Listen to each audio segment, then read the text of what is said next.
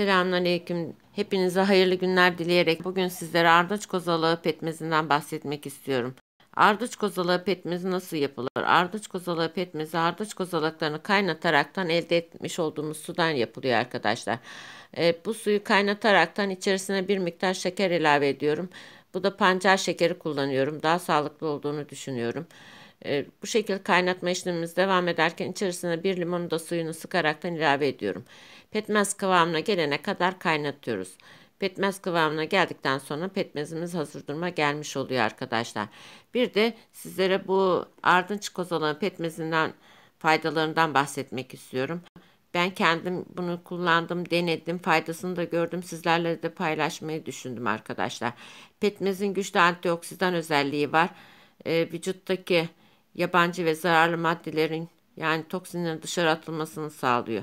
Astım, bronşit, soğuk algınlığına iyi geliyor. Kuru öksürüğü hafifleterek balgamı kolay çıkarttırıyor.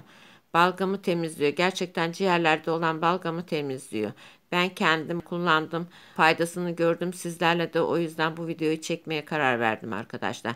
Böbrek taşının düşmesini sağlıyor. Böbrek taşı oluşmasını engelliyor.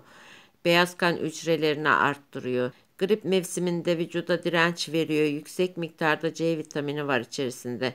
Alerjiye iyi geliyor. İdrar yolu hastalığında kanalları temizleyerek idrara çok rahat çıkmamızı sağlıyor arkadaşlar.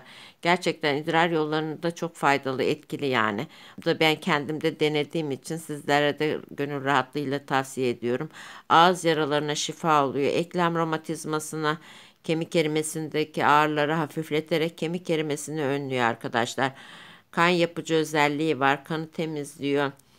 Yani saymakla bitmiyor. Gerçekten saymakla bitmiyor şifaları. Kalp ve damar sağlığını koruyarak düzenli olarak kullanıldığında damar tıkanıklığını, kalp krizi riskini aza indiriyor arkadaşlar. Yüksek tansiyon hastasıydım. Gerçekten kullandığımdan beri tansiyonum normale düştü. Çok şükür elhamdülillah sizlerin de yani kullanmanızı tavsiye ediyorum. Mutlaka denemenizi tavsiye ediyorum arkadaşlar. Ben yapamam diyen arkadaşlar da varsa ben kendim yapıyorum bunu.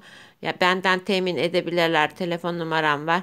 Arkadaşlar benim sizlere söyleyeceklerim bu kadar. Sizler de araştırırsanız faydalarını gerçekten görürsünüz. Yapıp da kullanırsanız, yerseniz kendi vücudunuzda hissedersiniz. Yorumlarınızı, beğenilerinizi bekliyorum. Kanalıma abone değilseniz aboneliğinizi bekliyorum arkadaşlar. Hepiniz Allah'a emanet olun. Rabbim herkese acil şifalar versin diyorum. İyi günler.